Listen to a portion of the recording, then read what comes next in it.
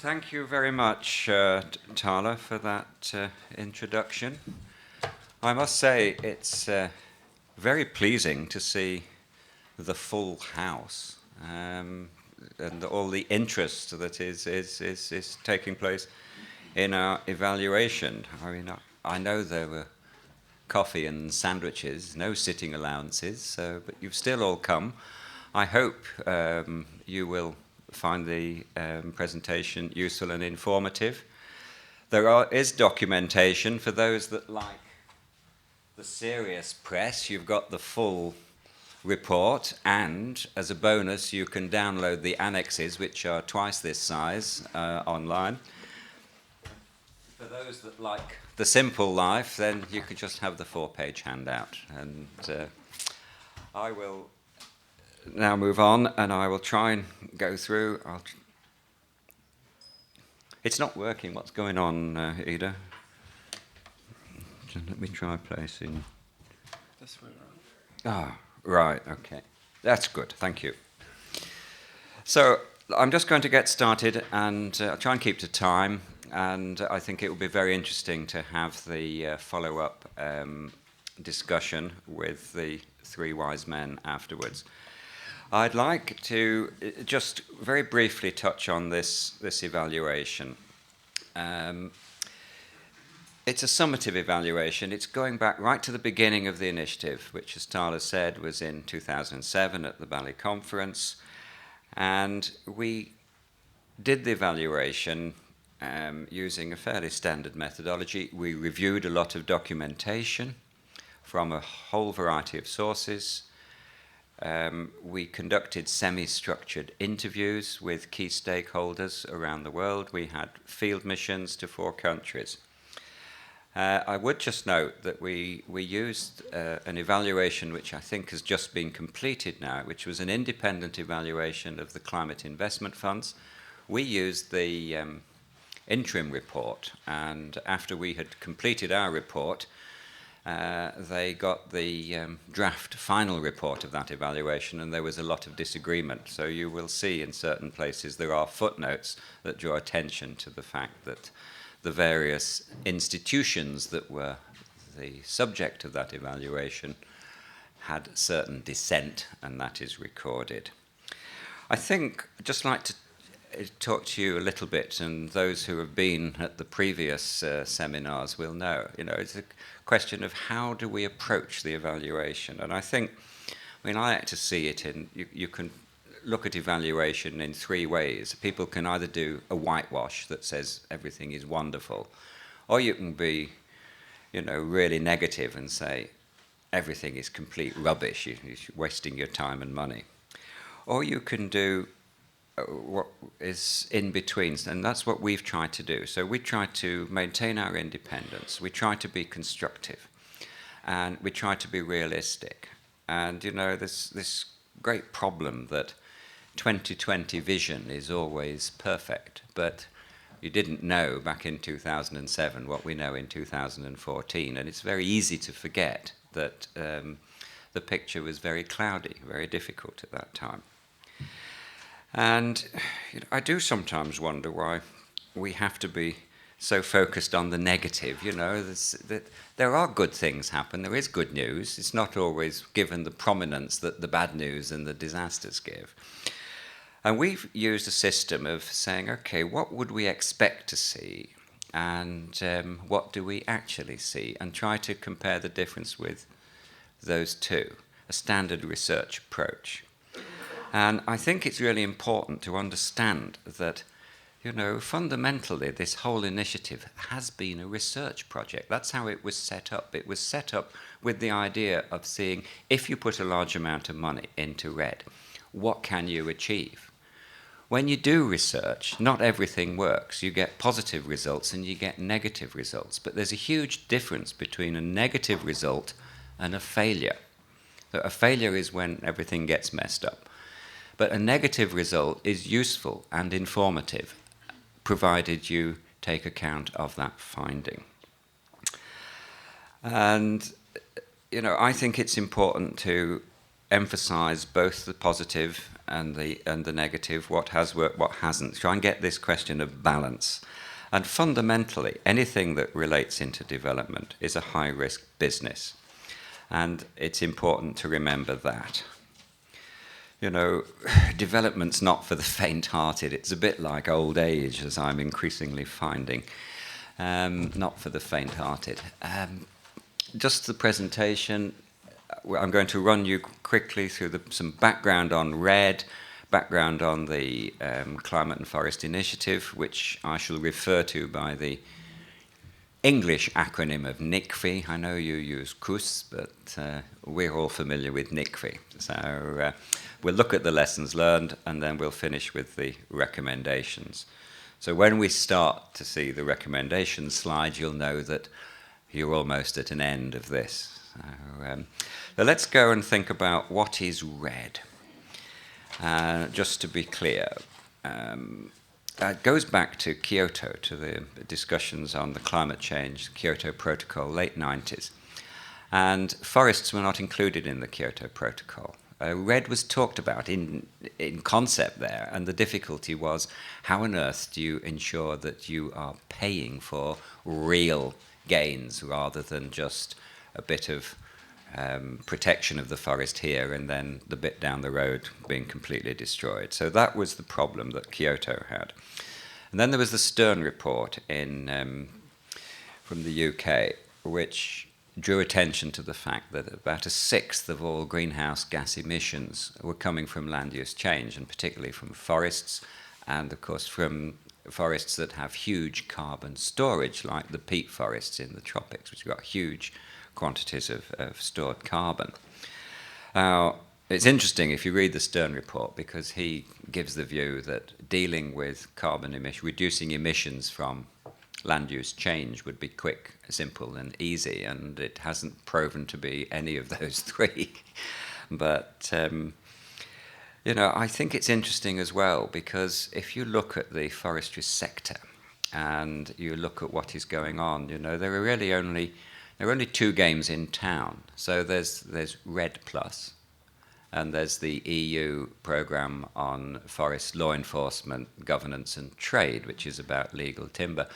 And everything in the forest sector, in the development, is now largely, not exclusively, but largely channeled through those two initiatives.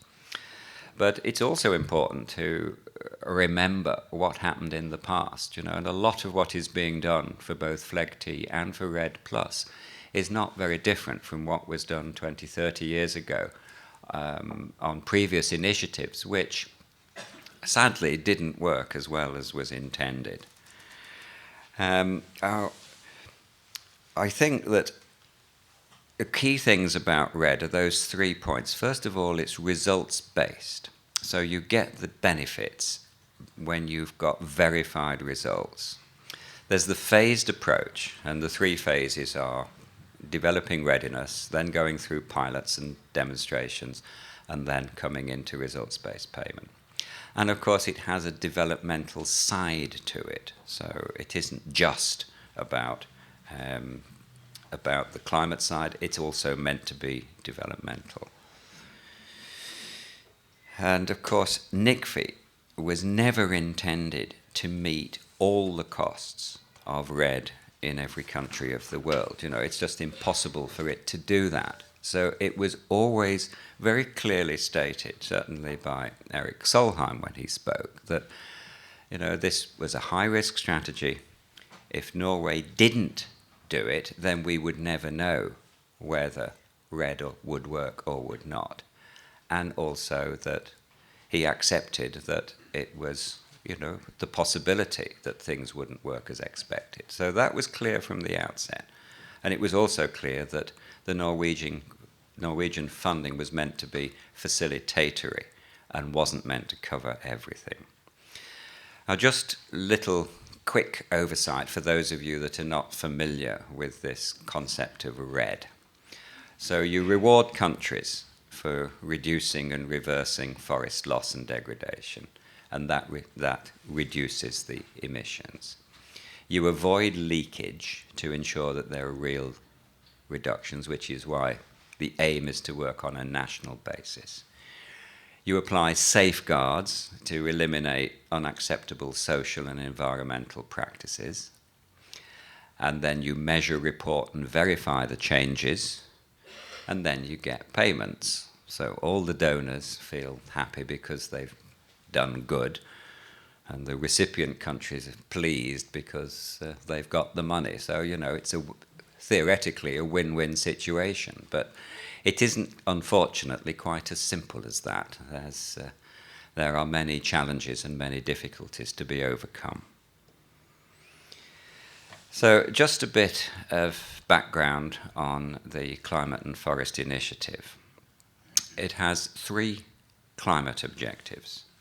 The first one is the inclusion of REDD in the post-Kyoto regime. The second is early action, cost-effective, verifiable emissions. And the third is the promotion of conservation of natural forests to enhance their carbon storage. And that also, of course, has side benefits as well, in that if you're conserving natural forests, you're conserving biodiversity, you're conserving livelihoods, you are also giving benefit to all these other environmental services, water supplies, that are very important, but which are not included in the equation. But then, because the initiative is paid for with Norwegian development money, there's this overarching objective to contribute towards Norwegian development goals. I think you can almost look at REDD as being a precursor, if you like, of capturing values for services that forests deliver. The value that forests deliver in terms of production is fairly easy to measure. But the service values are often very important, and there's water, there's biodiversity, there's carbon, and there's landscape and livelihood support and so on. But it's really only the carbon side that so far has been really accepted as a service that can be transformed and rewarded financially. But all these others are equally important. So, what is being done for REDD is also, of course, potentially delivering these other service values. Now, in terms of the balance between the objectives, the balance has evolved over the years. So, and now everything that is being done is trying to meet the climate objectives and also the development objectives. Now, you can't always expect every single activity to necessarily tick all the boxes, and it's not reasonable that it would be so. Some will be pure research information stuff. But the aim is that, together, the coherence, and they should be operating to tick as many of those boxes as possible. So you're looking for synergy as well as coherence. And of course, that also has implications, which I'll come on to later, in that, when you come to the institutional structures, both here in Norway, but also in developing countries, okay, the individuals and the institutions that are most concerned with these often lie in different agencies of government. And so you have immediately these problems of coordination and communication and seeking coherence. Okay, now the next one is just to give you a break from text, so you've got some nice pictures to look at. I can draw breath, but just to try and show graphically just how wide is the scope of this initiative. Okay, this is not only a huge amount of money, but it's very diverse in the way in which it's operating, which again brings a challenge for management. So here's some figures. Okay, now there's very roughly 20 billion Norwegian kroner pledged, and most of that has gone to Brazil, Indonesia, and Guyana. So it was $1 billion to Brazil and to Indonesia, 250 million to Guyana. Now, out of that, to the end of 2013, about half of it had actually been disbursed. And 75% of it had gone to 4 recipients. So there's Brazil, and then the next 2 are multilateral agencies. So there's the Forest Carbon Partnership Facility, which is hosted by the World Bank. There's UN RED, which is a triumvirate of 3 UN organizations. So there's the United Nations Environmental Programme, the UN Development Programme, and then there's the forestry people in the Food and Agriculture Organization of the UN. And then there's also, very importantly, the Civil Society Department, which has run a absolutely excellent program of grants, and has got a super website as well, which we've been much impressed with. And that's been a very strategic and positive aspect of NICFI. Now, just to try and put this in context, okay, I mean, those figures, 20 billion kroner, I mean, that sounds absolutely huge, you know. I mean, if you had 10% of that in your bank account, you'd be quite happy. But, you know, let's put it in context. So, very roughly, it's 0.1% of Norway's gross national income. That's what's been spent on this initiative. So aid budget is 1% of gross national income. The initiative is roughly 10% of the aid budget, so that's 0.1% of the gross national income. Now, in figures, it's big. In terms of its importance to the whole Norwegian economy, it's really minute. So it's important to keep that in mind.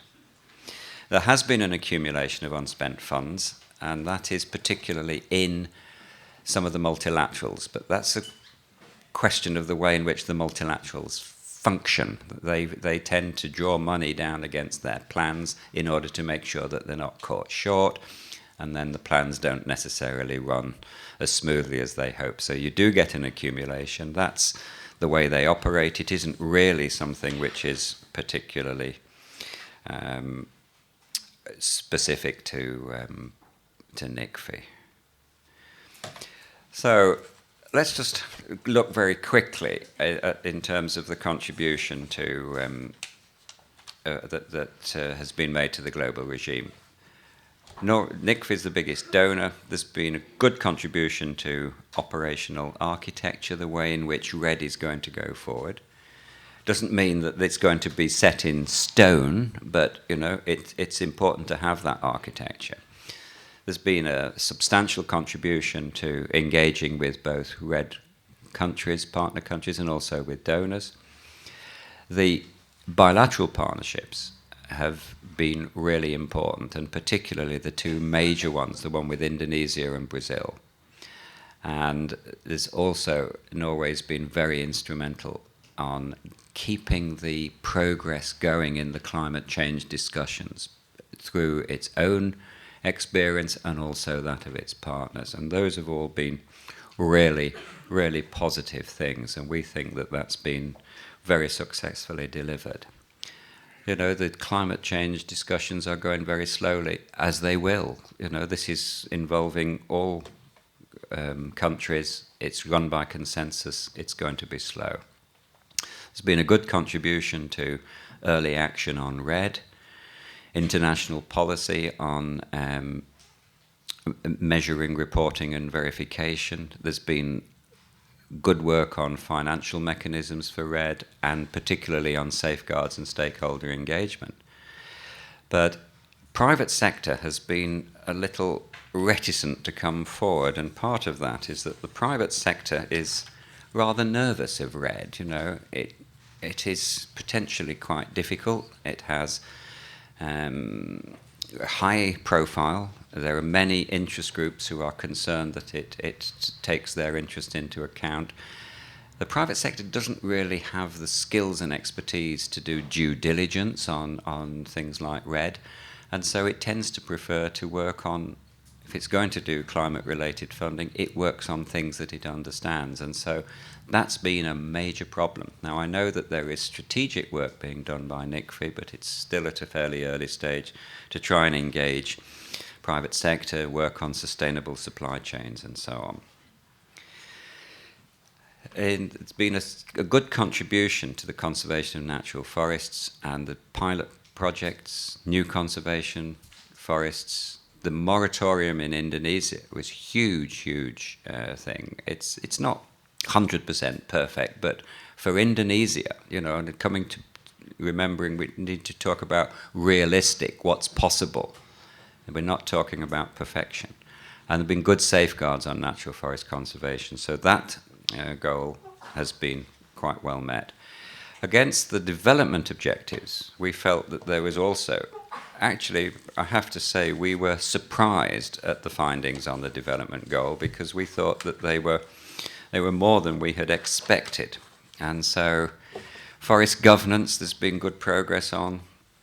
There's good progress on social safeguards, and particularly, of course, to the rights of indigenous people, which has been very strongly reflected. And Indonesia in particular has been huge changes in recognition of the rights of indigenous people. But of course, all these gains are quite fragile. They're not, it's not set. We don't know. There could be backsliding, but so far we've made good progress. And actually, there's been quite a good contribution towards wider sustainable development. And corruption, certainly we found no evidence of significant corruption in any of the funds that had been used by NICFI, or delivered by NICFI, and where they were, these cases were brought to light. But these were very, very minor, so there's good record on corruption. The two things that we found, which were slightly less positive, was firstly the rights of non-indigenous people living in forest areas. And we're not talking about rich people living out in the country. We're talking about, quite poor people living basically the same lifestyle as indigenous groups. And we noticed this in Guyana back in 2010-11. It's still going on. I know it happens in other countries too. I have a Rwandese friend who now works for the Swiss, and he was in Colombia, and he met a group of people of African descent who were delighted. Here's this fellow African coming and talking to them. And they had this same complaint, we live under the same conditions as these indigenous communities. They get all sorts of benefits and recognition. We don't get anything. So there's an issue there that needs to be considered. The other thing is gender, and I know this is very important here in Oslo. And we found that there's nothing we could fault in terms of what had been done from this end. But there's a difficulty in that many of the partner countries, actually the understanding, the experience, the expertise is simply not there, and that makes it difficult to make rapid progress on gender. All right, just quickly run through the partner countries, and Brazil's deforestation rate and greenhouse gas emission has strongly decreased, and that actually started long before the agreement with Norway. And the activities actually that are being done with the payments, because the payments that go to Brazil, they're not available for use as sort of general revenue. They're supposed to be going towards continuing to reduce emissions, and that's a very important part of the whole agreement from Norway. And Brazil's not really a sort of developing country, it's a middle-income country, but the relationship between Norway and Brazil is we think, a very valuable partnership. It's got two countries with a common interest, and both of them benefit from it. Brazil wants to be a major player on the world stage, huge country, massive population, big resources. And they wanted to get their house in order. The recognition from Norway has been important for them. It's validated what they're trying to do. And that dynamic between Brazil and Norway has been very influential in work at the global level and demonstrating to other countries. So that's been a really good thing. we observed that there could be better reporting on the use of some of the funds. That's almost an administrative matter. And of course, the Brazilian National Development Bank, which is delivering this the program of projects from the fund, they're on a steep learning curve. They'd never done anything like this before, so there's had to be development of protocols and systems. But it's a good picture from Brazil. Guyana made wonderful progress, as those of you that were at our previous seminar will recall, on its measurement, reporting and verification. So the technical side in Guyana has been great. They've got a really good system, but there's a huge problem in Guyana with gold mining, both legal and illegal. Guyana's a quite inaccessible country. The population basically lives around the coastal strip, and there's one road that goes from north to south, the rest of it's by river. So, it's a really difficult country to access, and there's a lot of gold mining. Price of gold's been very high. There's a lot of unemployment, deprivation, so people are willing to go off and work. And gold mining is a big factor in the economy, so that's been a big problem. There's been slow disbursement through the Guyana Red Investment Fund, that pipeline. We don't quite understand why it's so difficult and it's problematic. It should be a lot easier, and it's important that that is freed up because the money needs to flow in Guyana. We feel that the current monitoring framework for the enabling activities, it's perfectly sound, but it's a bit open to interpretation. So we feel it would be better to tighten that up. I think it's also important to remember, there's a lot of dissent in Guyana, but that's normal for Guyana. They argue about everything, and that's part of the national psyche. But you have this country which has got very polarized on racial grounds, political grounds, and so on. So it is a difficult country to work in, and of course, Norway has no representation on the ground. I mean, it comes under the embassy in Brazil, but it takes 22 hours to get from Brasilia to Georgetown, and you have to come either via Europe or via Miami, which maybe you don't want to go through Miami. It's a pretty tricky airport. But, we do think that it would be valuable to have a point of contact, not a diplomatic mission, but someone on the ground, keep their eyes open, feed information back to Norway, but also act as a channel of communication to the Guyanese. I think that Indonesia is probably the one that we feel has been the most spectacular progress, because those of you that are older will remember that back in the 90s, there's huge amounts of donor money went into the forest sector in Indonesia. It was about millions and millions of dollars. World Bank, DFID, and so on. Everybody was there. And actually, relatively little progress was made. Now, suddenly, with this initiative with Norway, we've had this tremendous progress. It's fragile, but, it really has begun to take off. And we think that's a tremendous coup, really, for Norway and RED. And we think that actually, it's not just the money, because Indonesia hasn't spent much of the money it was pledged, but it's about political recognition. It's about Indonesia being treated in the right way, and it's about this facilitation and enabling that is characteristic of the Norwegian approach. So we think that it's been a really good progress. Tanzania has been less successful for a variety of reasons. Because Tanzania is a much poorer country than the others. It's also more difficult. I'll show you some figures in a moment, but Tanzania's got a very dispersed rural population, a high population. I mean, it's tripled in the last 50, 60 years. Very, very dependent on subsistence agriculture. You've got a fragmented forest resource. You've got weak institutions. And, basically everything is against making progress in Tanzania. So there's been a little that's been done has been good, but in terms of the big picture, progress in Tanzania has been quite limited.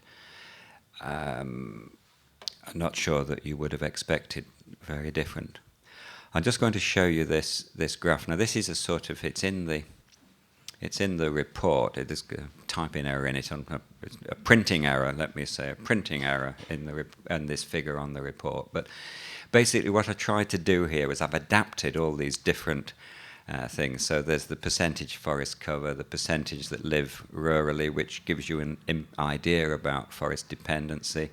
Percentage in poverty. There's the I've been looking at the Human Development Index, the Corruption Perception Index, the Gender Inequality Index, and the Gini coefficient on equity of wealth. And I've put them all so that the scale is the same. So the higher you are up the graph, the better you're doing. So you see Norway, which is pale blue, is doing quite well. Okay, but look at you look at Tanzania, for example, percentage rural, percentage in poverty. It's what you would expect, that they're not going to make the same rate of progress as Brazil, for example. And I think if we look at the next one, which is a little table that now this is open to misinterpretation, I know, but what we did for this was we took the forest area and we looked at how much money Norway had pledged to that country, and we divided it to get a per hectare figure. Now, it's very crude, but it just gives you orders of magnitude. But you can see Tanzania, which has actually a very substantial forest resource area. Oh, it's a dry forest.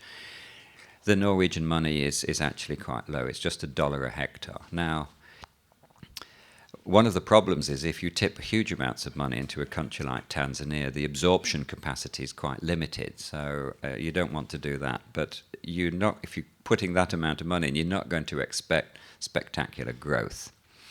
And the figure for Brazil is also very low. But then the forest area in Brazil is huge. That's 500 million hectares of forest, huge resource. I included the other countries which we didn't look at just for comparison purposes. So, I think when you look at what partners have done, I think you have to think about the drivers of deforestation. I think you also need to think about the forest type.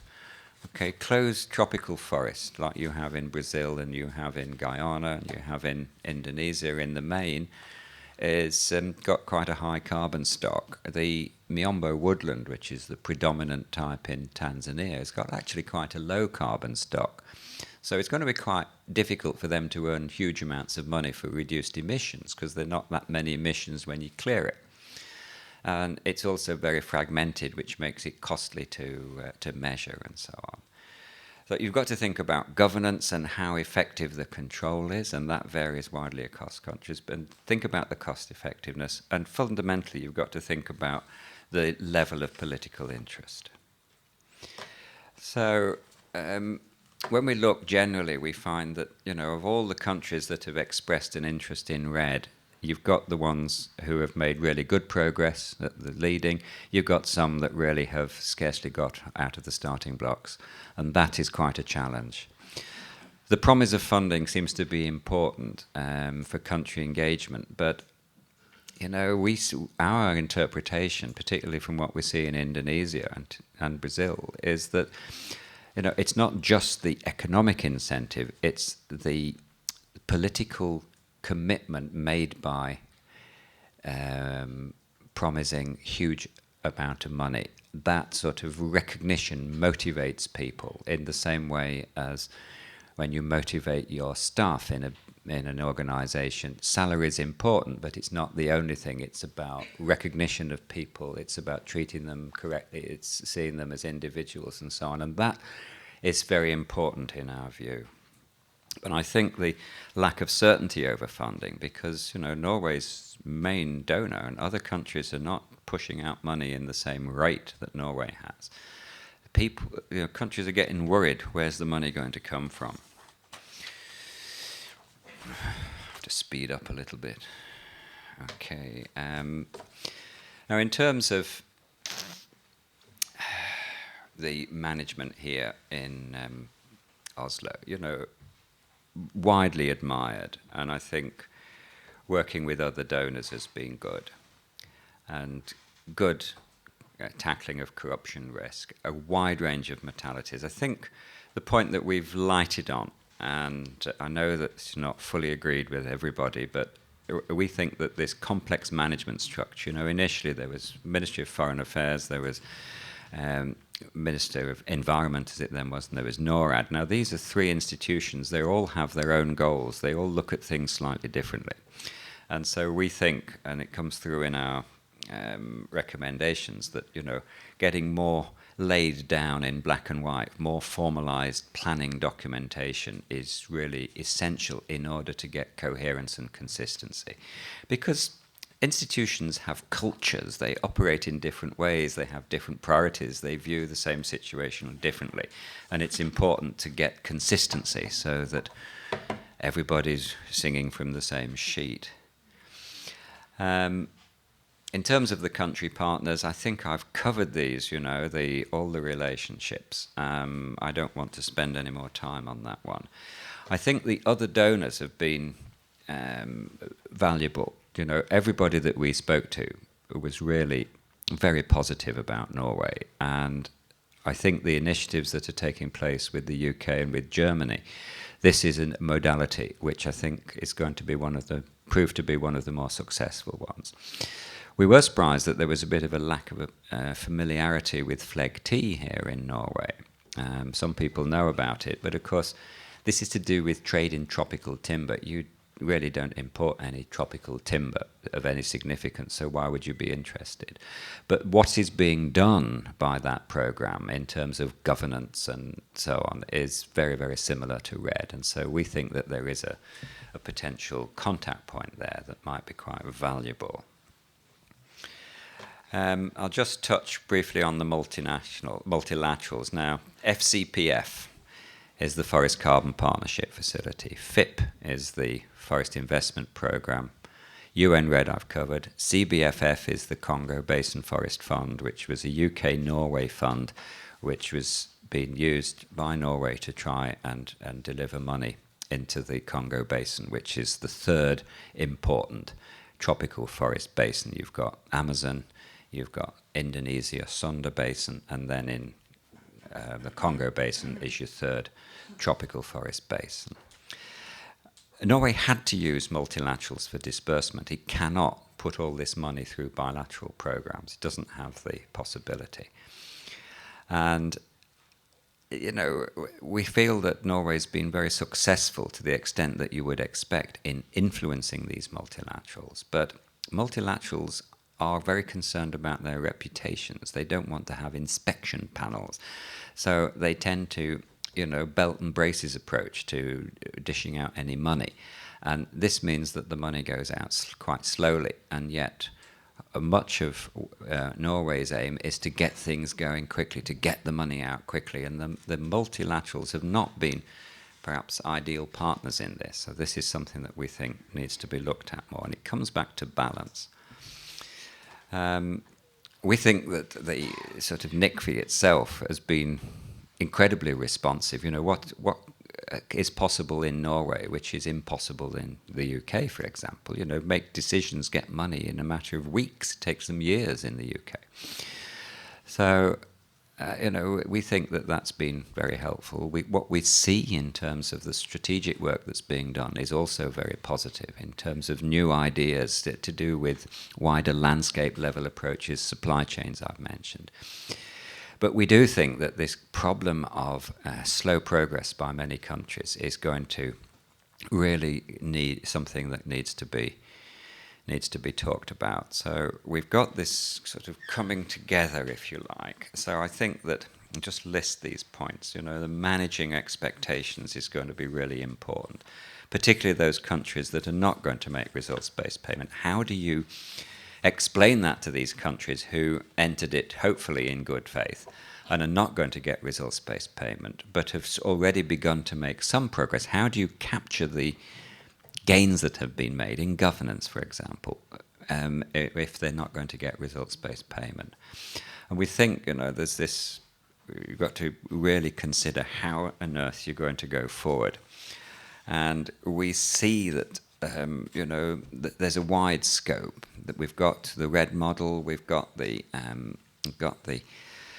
other environmental services, but ultimately it's about, it's about balance. And of course, the learning that has taken place in the last 7 years has been fantastic in terms of delivering lots and lots of good knowledge and information. But, they say, perfection is the enemy of the good. And I think that when we look at this initiative, it was a very brave political decision to go ahead with this initiative. Huge amount of money, basically sort of jumping into the deep end.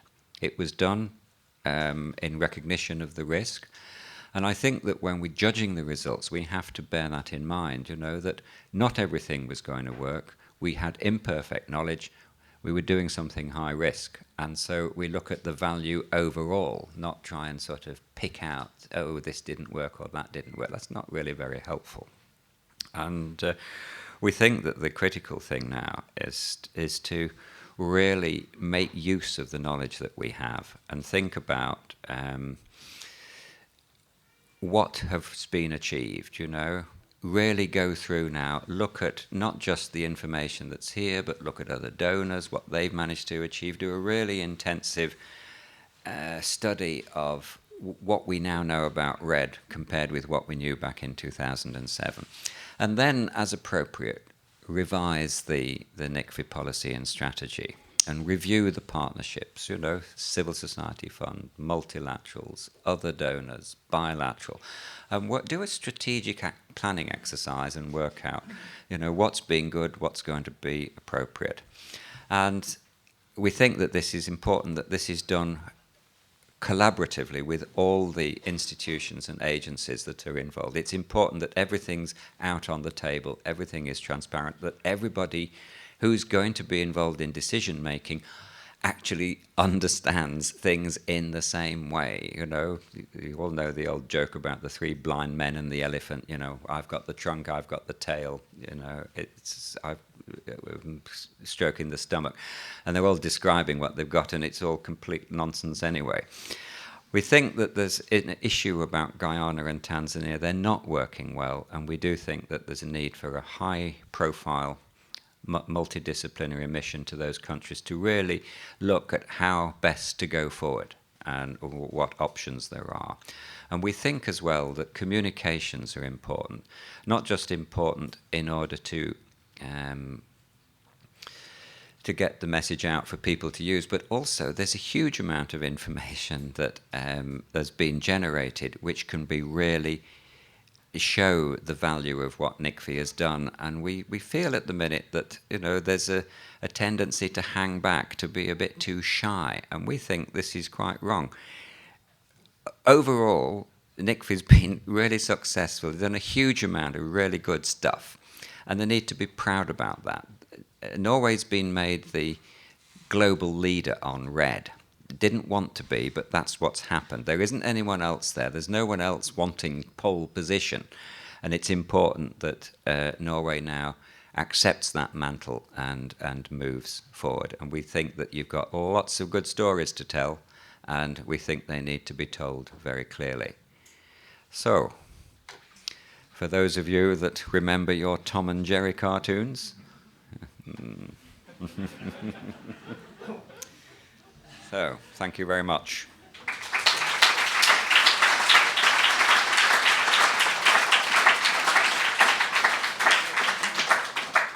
If you would bear with me, just 2 minutes.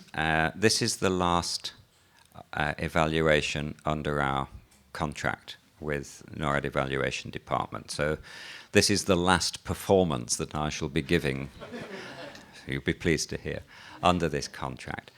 But although I've always given these presentations, I just want to take this opportunity to say that it would not be possible for me to do this without the support of all my colleagues. So my colleagues in Indafor, my colleagues in Ecometrica, at CMI, and of course in LTS. And I won't go through them all, but I would just like to particularly mention Philippa Lincoln, who's been the project manager and has been a fantastic support throughout this whole program.